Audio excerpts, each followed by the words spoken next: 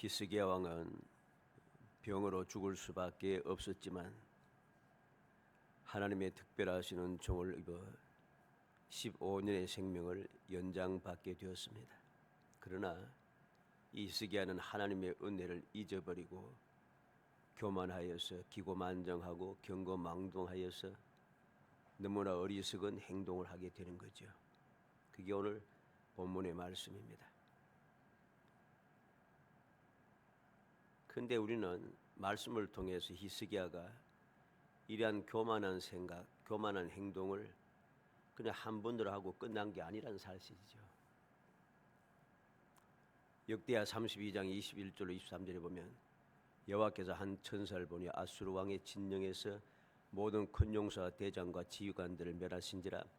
아수르 왕이 낯이 뜨거워 그의 고국으로 돌아갔더니 그의 신이 선전에 들어갔을 때 그의 몸에서 난 자들이 거기서 칼로 죽였더라. 이와 같이 여호와께서 히스기야와 예루살렘 주변 아수르 왕 주민을 아수르 왕 사네립의 손과 모든 적국의 손에서 구원하여내사 사면으로 보호하시매 여러 사람이 예물을 가지고 예루살렘에 와서 여호와께 드리고 또 보물을 유다 왕 히스기야에게 드린지라. 이후부터 히스기야가 모든 나라의 눈에 존귀하게 되었더라 그랬습니다. 히스기야가 존귀하게 되었다 그랬습니다. 하나님께서 그를 지켜 보호하셨기 때문이죠. 그런데 역대하 32장 24절로 26절에 보면 그때에 히스기야가 병들어 죽게 되었으므로 여호와께 기도하며 여호와께서 그에게 대답하시고 또 이적을 보이셨으나 히스기야가 마음이 교만하여 그 받은 은혜를 보답하지 아니하므로 진노가 그와 유다와 예루살렘에 내리게 되었더니 히스기야가 마음의 교만함을 뉘우치고 예루살렘 주민들도 그와 같이 하였으므로 여호와의 진노가 히스기야의 생전에는 그들에게 내리지 아니하니라. 병들어서 죽게 되었던 히스기야가 살아나고 난 다음에 그는 하나님의 은혜를 잊어버렸습니다. 그래서 교만해졌다는 거죠. 그래서 하나님의 진노가 유다와 예루살렘에 내리게 되었는데 그때는 처음으로 교만했을 때는 회개했어요. 마음의 교만함을 뉘우치고 예루살렘 주민들도 그와 같이 하였으므로 회개를 했습니다. 그래서 하나님께서 은혜를 베푸셔서 하나님 여호와의 진노가 히스기야 생전에는 내리지 아니하니라 그렇게 말씀합니다. 근데 이 말씀을 보면 이것으로 끝난 게 아니에요. 역대하 32장 31절에 보면 그러나 바벨론 방백들이 히스기야에게 사신을 보내어 그 땅에서 나타난 이적을 물을 때에 하나님이 히스기야를 떠나시고 그의 심중에 있는 것을 다 알고자 하여 시험하셨더라 그랬습니다. 두 번째는 이 히스기야가 시험을 통과하지 못했어요. 그리고 회개하지도 아니었고 어떤 학자들은 이야기합니다. 히스기야에 대해 좋게 이야기합니다. 그런데 결코 히스기야는 시험을 통과하지 못했어요. 우리는 말씀을 통해서 하나님께서 아브라함을 시험하시고 할 때 어땠습니까? 아브라함은 시험을 통과했어요. 그죠? 근데 하나님께서 이스라엘 백성들 애굽 땅에서 인도해내시고 그들에게 말씀을 주시면서 이스라엘 백성들을 시험하셨다 했습니다. 그런데 이스라엘 백성들은 시험을 통과하지 못했어요. 그래서 원망을 일삼다가 그들은 결국은 광야에서 멸망당하게 되죠. 오늘 히스기야도 마찬가지입니다. 그는 믿음이 좋은 사람이었지만은 하나님을 믿고 의지하였지만은 우리는 앞서 하나님을 믿고 의지하여 형통했던 그 사람이 사람의 모습을 보면서 두려워하여 사람의 방법을 취하였다가 큰일 날 뻔했지 않습니까? 근데 하나님의 은혜를 입어서 그는 아수르 왕 사네립의 손에서 자유를 얻게 되었고 승리하게 되는 거죠. 히스기야가 잘 싸워서 이긴 게 아닙니다. 하나님의 긍휼의 은총을 입어 그는 구원을 받게 된 거죠. 그랬는데 그가 교만해졌다는 것입니다. 교만해졌다는 것이죠. 그러다가 병에 들게 되고 병들어서 고침을 받았는데 그때는 교만해졌기 때문에 재앙이 임하려고 했지만은 하나님께서 히스기야 생전에 재앙이 내리지 않게 하셨다는 것. 그런데 그 다음에 또다시 그는 바벨론에서 방백들이 사자를 보내서 사신이 왔을 때에 그 시험을 통과하지 못했어요. 그리고 통과하지 못했을 뿐만 아니라 하나님의 말씀을 듣고서도 그는 회개하지 아니하고 그 잘못을 그대로 간직하고 있다는 거죠. 어떻게 보면 말씀에는 없지만 회개했다고 말할 수도 없지 않아 있겠습니다. 왜? 믿음의 사람이니까. 그런데 그 말씀만 보면 그렇지 않다는 거죠. 왜 그런가? 12절 오늘 본문 12절로 13절에 그때 발라단의 아들 바벨론 왕 브로닥 발라단이 히스기야가 병들었다 함을 듣고 편지와 예물을 그에게 보낸지라 히스기야가 사자들의 말을 듣고 자기 보물고의 금은과 향품과 보배로운 기름과 그의 궁기고와 창고의 모든 것을 다 사자들에게 보였는데 왕궁과 그의 나라 안에 있는 모든 것을 그 중에 히스기야가 그에게 보이지 아니한 것이 없더라. 보이지 않은 것들이 없더라. 이거 왜 이렇게 되었을까요? 회개치 아니했기 때문에 결과가 그래 된 거예요. 하나님께서 다 알고자 심중에 있는 것을 다 알고자 시험하셨더라 했는데 이 시험을 히스기야는 통과하지 못하고 이 바벨론의 방백들이 보낸 사신을 통해서 자신들에게 모든 것을 싹 다 보여주는 거예요. 이런 일은 세상에 없는 일이에요. 실제는 뭐 하긴 우리나라는 그러합디다마는 요즘은 좀 덜한지 모르겠는데 이전에 보니까 뭔가 있으면 뭐 온갖 비밀을 막 텔레비전 뉴스에 신문에다가 막 까발리더라고. 보면 기자들이고 뭐 가서 비밀이라고 하는데도 그걸 막 찍어가서 온갖 다 날리고 모르는 사람이 없어요. 비밀을. 히스기야 그렇게 했어요. 히스기야가 자기의 나라에 있는 모든 창고, 모든 무기, 모든 보물, 모든 창고 안 보인 게 없어요. 다 보여줘요. 이런 거 있습니까? 이건 어리석은 이야기예요. 해서는 아니 된 일입니다. 근데 그는 그렇게 행동했다는 거죠. 왜 그랬을까요? 교만해진 거죠. 바벨론 방백들이 보낸 사신들을 통해서 그들이 생각지도 못했던 사람들이 바벨론의 사신들이 왔잖아요.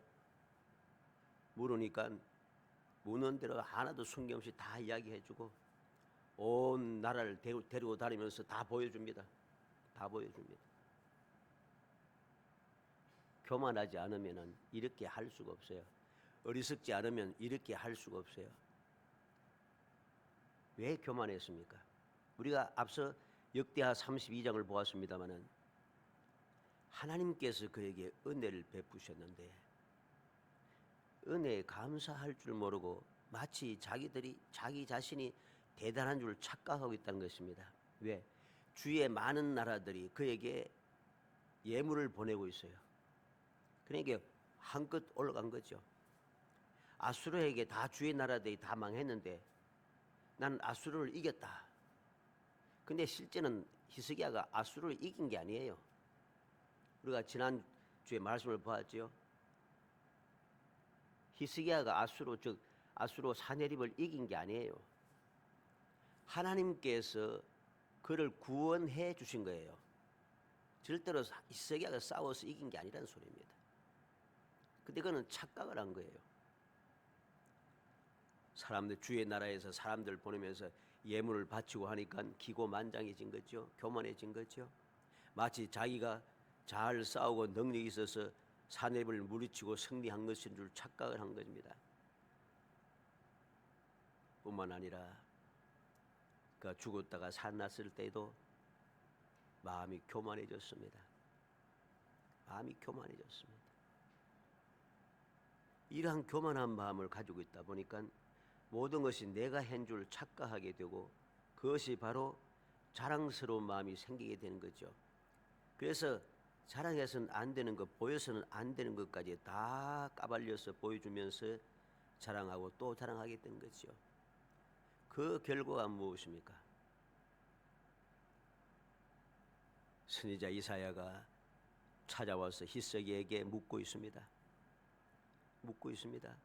그런데 여전히 히스기야는 깨닫지 못하고 왜 갑자기 하나님께서 선지자를 보내서 묻고 있는지 이유를 모른 거예요.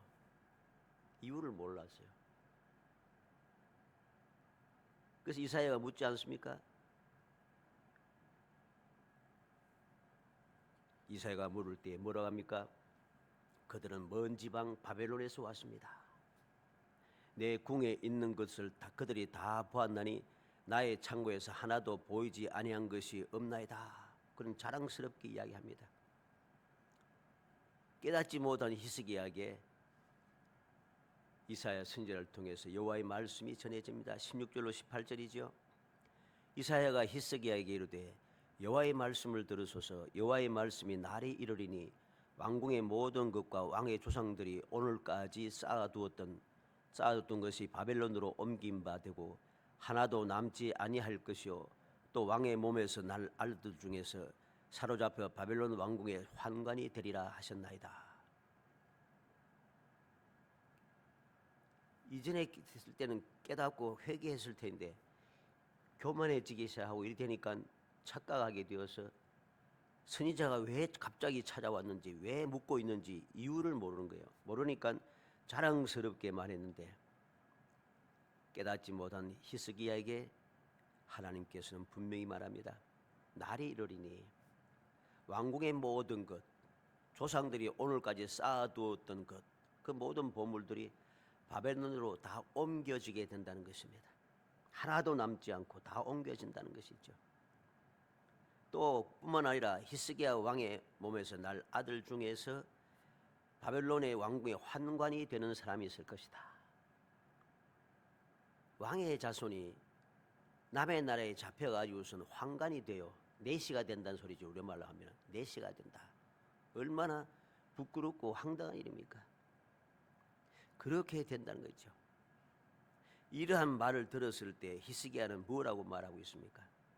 19절에 보면 히스기야가 이사야에게 이르되 당신이 전한 바 여호와의 말씀이 선하니이다 하고 또 이르되 만일 내가 사는 날 내에 태평과 진실이 있을진데 어찌 선하지 아니하리요.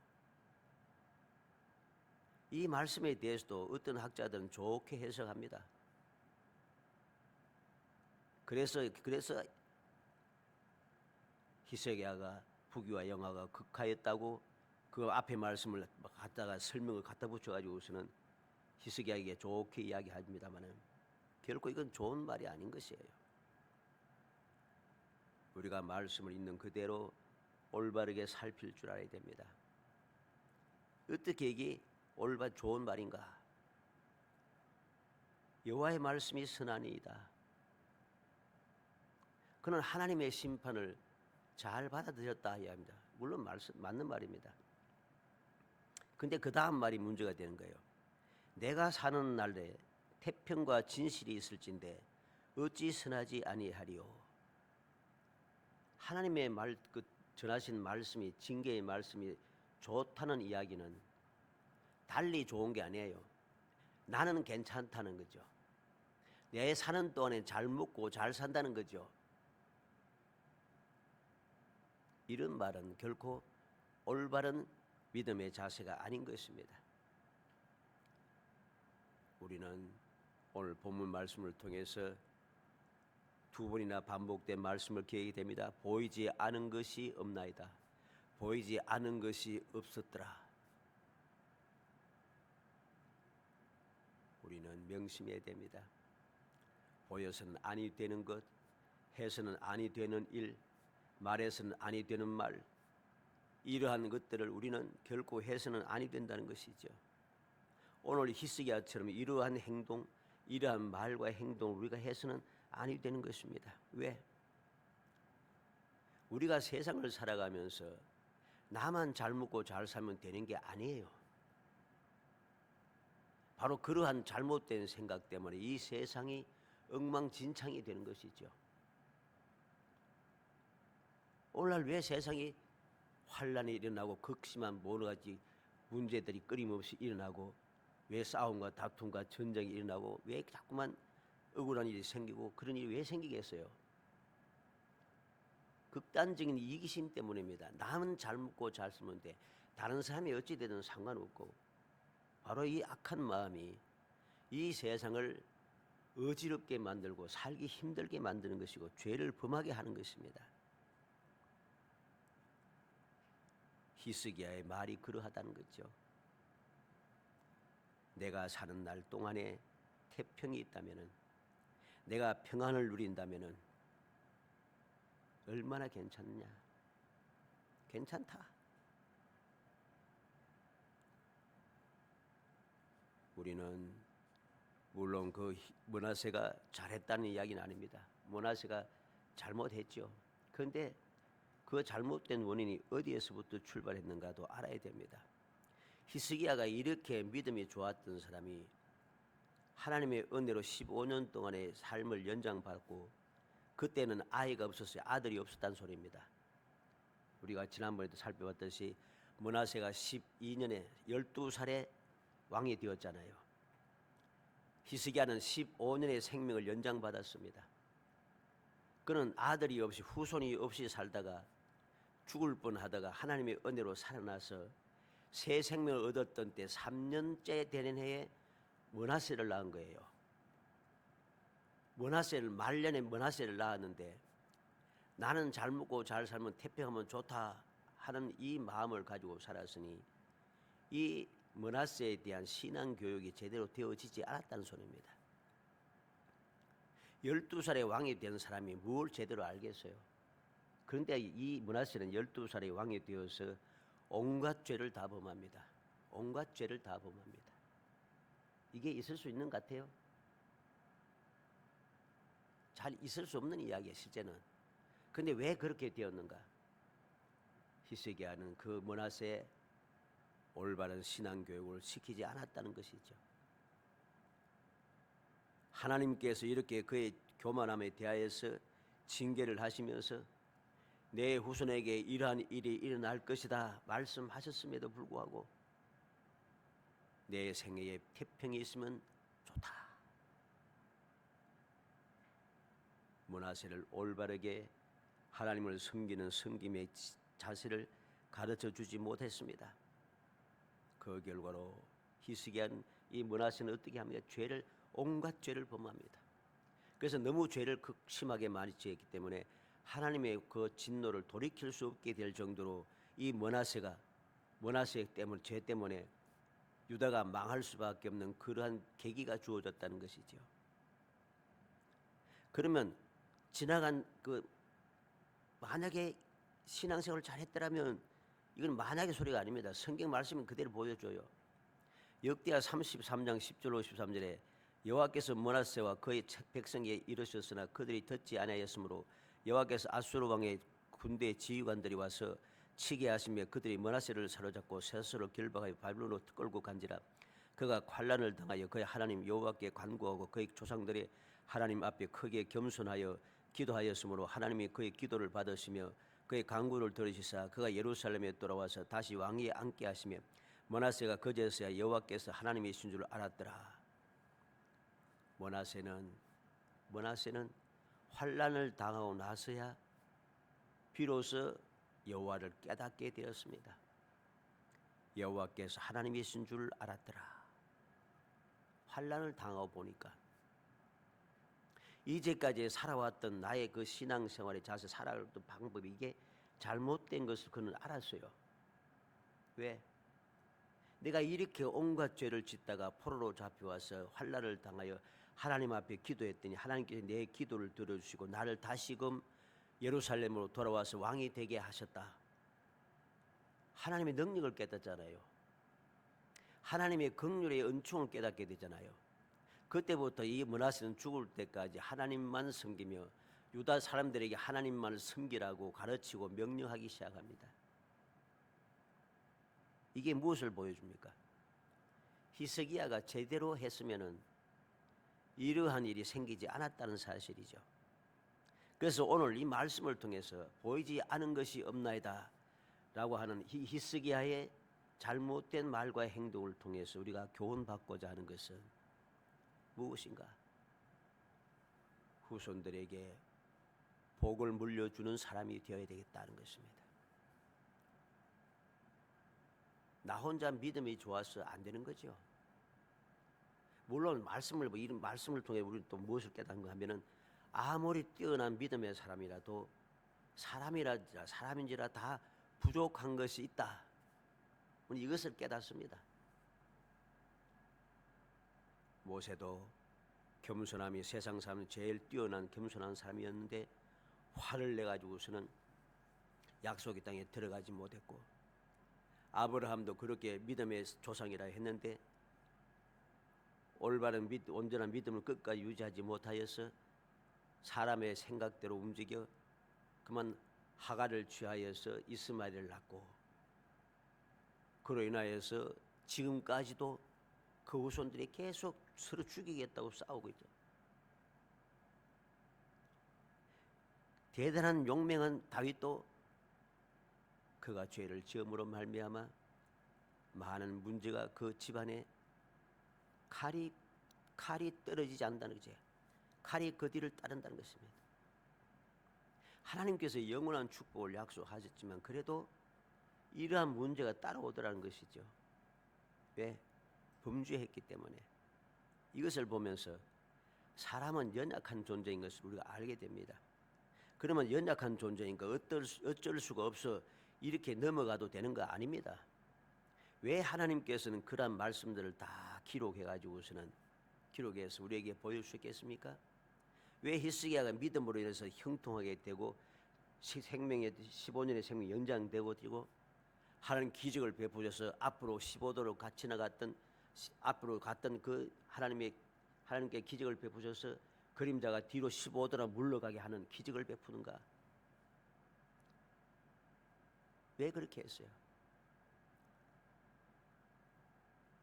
그러한 기적을 베푸는 곳임에도 불구하고 은혜를 깨닫지 못하면은 결국 이러한 죄를 짓게 된다는 것, 어리석은 존재라는 것, 연약한 존재니까 어쩔 수 없다라고 이렇게 가르치기 위해서 이 말씀을 기록한 것은 아니에요. 연약한 존재니까 어쩔 수 없다. 그래서 죄 지어도 할 수 없어. 이렇게 교훈하기 위해서 기록한 말씀이 있을 수 있겠습니까? 아닙니다. 하나님의 뜻은 그게 아니죠. 히스기야가 이렇게 교만하여서 하나님의 은혜를 깨닫지 못하고 은혜 갚지 아니하고 교만해지는 것, 이게 잘못되었다. 왜? 그것 때문에 문제가 생겼으니까. 무엇이 문제인가 하는 것을 우리에게 가르쳐 주는 거죠. 그러므로 우리는 이 말씀을 통해서 무엇을 교훈받아야 되는가? 잘못되지 않도록, 나의 믿음이 잘못되어져서 이렇게 후손들에게까지 해를 끼치지 아니하도록 우리는 정신을 차려야 되는 그러한 교훈을 받아야 되겠죠. 사람인지라 어쩔 수가 없어 하고 넘어가면은 결국은 그 때문에 후손들을 망하게 한다는 것입니다. 우리는 이러한 사람들을 보게 되죠. 열왕기상 13장 33절로 34절 보면 여로보암 왕이 되어서 우리 압니다. 여로보암은 하나님의 약속을 받았습니다. 내가 다윗처럼 하나님의 말씀대로 순종하며 섬기며 살아가면은 다윗처럼 내 후손들에게 이 왕국, 이 이스라엘 왕국을 내 후손들에게 대대로 주겠다, 영을 주겠다 했습니다. 근데 여로보암이 그 말을 믿지 않고 우상을 만들었잖아요. 그 결과가 무엇입니까? 대대로 다윗처럼 이어갈 수 있던 그 왕권이 그 자손들에게서 멸망받아 3대 만에 끊어져서 완벽하게 여로보암의 집안이 세상에서 완벽하게 사라지게 되잖아요. 그리고 열왕기상 16장 3절 말씀에 보면 바하사의 집도 마찬가지입니다. 이 바하사가 바로 여로보암의 집을 멸망시킨 사람입니다. 근데 그도 똑같이 여로보암처럼 그 죄악을 똑같이 따라 했습니다. 그 결과로 그도 역시 느바스의 아들 여로보암 집같이 되게 하리니, 여로보암처럼 그 집도 역시 세상에서 완벽하게 멸하게 되었던 것이죠. 이걸로 끝난 게 아닙니다. 열왕기상 21장 21절로 22절에 보면 여호와의 말씀이 내가 재앙을 내게 내려 너를 쓸어버리되 내게 속한 남자는 이스라엘 가운데 매인자라 노인자라 다 멸할 것이요 또 내 집이 느바스의 아들 여로보암의 집처럼 되게 하고 아히야의 아들 바사의 집처럼 되게 하리니. 이 누구입니까? 아합에게 한 말씀입니다. 아합에게 한 말씀. 아합에게 한 말씀인데 바로 이 아합이 누구였는가? 바로 바사를 멸한 사람의 그 후손입니다. 참 묘하잖아요. 그러한 것을 보면서도 교훈받지 못하고 계속해서 죄를 지으면 똑같은 멸망을 당했다는 소리입니다. 똑같은 멸망을. 우리는 이외에도 엘리 제사장도 보게 되고 게하시도 보게 됩니다. 엘리 제사장은 그 후손들이 제사의 직분을 감당하지 못하게 만들었고 젊어서 다 죽게 만들었고 게하시는 그 후손들이 대대로 계속해서 문둥이가 되게 만들어버렸다는 것이죠. 우리는 명심해야 됩니다. 내가 하나님의 은혜를 망각하고 배운 망득함으로 말미암아 나의 잘못에 대해서 회개치 아니하고 그냥 남은 좋으면 된다고 하는 잘못된 생각에 사로잡혀서 그렇게 살다 보면은 결국은 후손들로 하여금 멸망에 이르게 한다는 것. 그러고 난 다음에 나중에 뭐 후손들이 묘하고 해도 소용없는 거예요. 왜? 내가 그렇게 했으니까. 우리는 오늘 말씀을 통해서 바로 이러한 올바른 교훈을 받는 성도가 되어야겠습니다. 그래서 나뿐만 아니라 나의 잘못 때문에 후손이 잘못되지 않도록 깨어 경성하고 히스기야처럼 이렇게 완전하게 회개하여 후손들에게 이 죄악이 넘어가지 않도록 멸망이 넘어가지 않도록 만들지 못하고 내게 태평에 있으면 괜찮아. 이러한 말을 해서는 안 되는 사람들입니다. 그렇게 되지 않도록 우리가 주님 앞에 기도하고 또 기도해야 되겠습니다. 말씀을 보며 교훈을 받고 또 교훈을 받아서 내가 더욱더 거룩한 신앙생활을 하기 위해서 힘쓰고 애써야 하는 겁니다. 이게 바로 교훈이지. 후손이 잘못되게 하는 것 그것이 내게 교훈이다 이렇게 하면 안 되죠. 하나님께서 우리에게 주시는 교훈은 다 교훈이란 게 뭡니까? 잘못되어서 그대로 망하게 하는 교훈은 아니잖아요. 교훈은 잘못된 것도 돌이켜서 잘 되게 하도록 하는 방법을 가르쳐 주는 것, 이게 교훈이죠. 히스기야를 통해서 잘못된 말과 행동을 하지 아니하고 처음처럼 하나님 앞에 회개하고 하나님 앞에 부르짖죠. 하나님의 긍휼의 은총을 더 있게 하는, 그리고 내가 이렇게 잘못했던 것을 후손들에게 가르치고 또 교훈하고 가르쳐서 이와 같은 죄를 범하지 않도록 하는 것, 이게 올바른 조상의 할 일이란 것입니다. 우리는 후손들에게 복을 물려줄지언정 재앙을 물려주는 그러한 조상이 되어서는 안 됩니다. 볼일 다 보고 문제가 다 해결되었고 더 이상 바랄 것이 없다고 착각해서 우리가 하나님 앞에 회개치 아니하고 후손들에게 올바른 교훈을 가르쳐서 이렇게 하지 말라고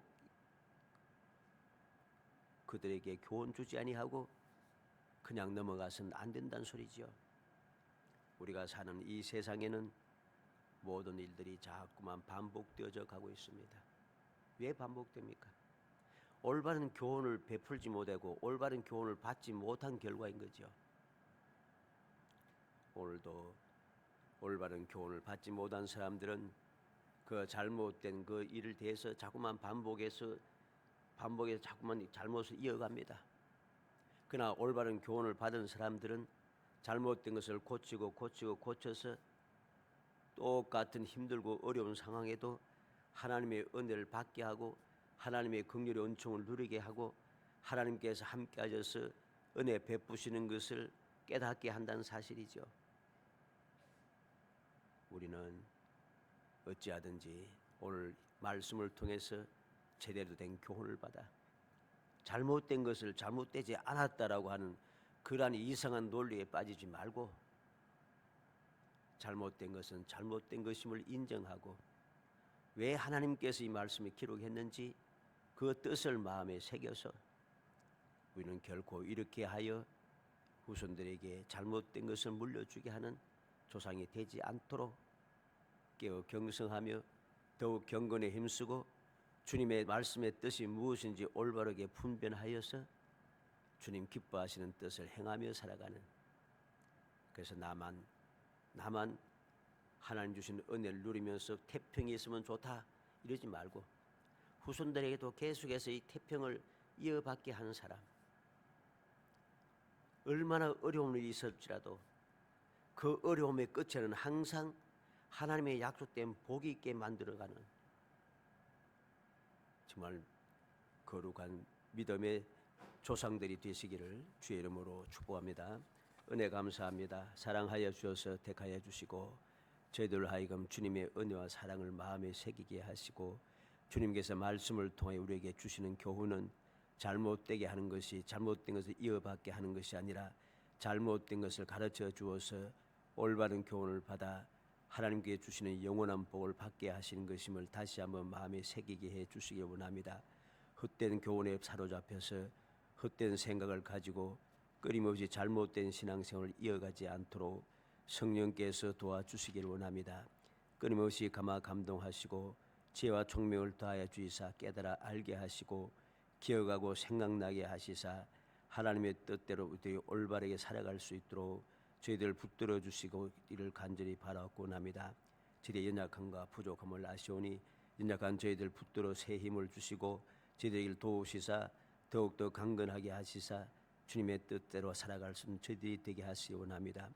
믿음이 없이는 하나님을 기쁘시게 하지 못한다는 사실을 마음에 새겨서 올바른 믿음을 가지고 잘못된 교훈에서 벗어나 주님의 뜻을 마음에 새겨서 하나님 기뻐하신 뜻대로 잘 살아가게 하시고 그 뜻을 후손들에게 끊임없이 가르치고 또 전해주고 또 전해주어 영원토록 이 험한 세상에서 천국의 삶을 살고 아버지 불행이 끊임없이 일어나는 세상에 끝없는 행복의 삶을 이어갈 수 있는 그러한 축복을 나누어 줄 수 있는 복된 조상들이 될 수 있도록 저희들 붙잡아 주시고 일깨워 주시고 도와주시기를 간절히 소원하옵고 예수님의 이름으로 기도합나이다. 아멘.